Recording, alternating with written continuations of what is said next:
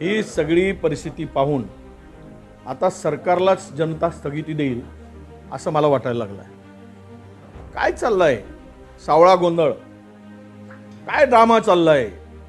इतके सगळे तुम्हाला मोठ्या प्रमाणात मॅन्डेट मिळाला, बहुमत मिळाला.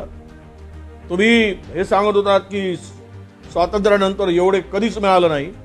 हा काय अशी सरकार चालवण्याची पद्धत आहे? आपसातले मतभेद इतके वाढलेत केवळ सत्तेसाठी, खुर्चीसाठी आणि त्यातून पैसे मिळवण्यासाठी ही स्पर्धा चालली आहे.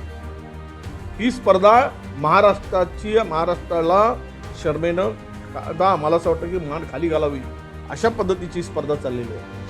प्रत्येक ठिकाणी भांडण, पालकमंत्री नेमताना, मंत्री नेमताना, सरकार गठन करताना भांडणं. नांदा म्हणजे सौख्य बरे म्हणतात, आता भांडा सौख्य बरे अशी म्हणायची पाळी आली आहे. भांडा आणि महाराष्ट्राचा वाटोळं करा.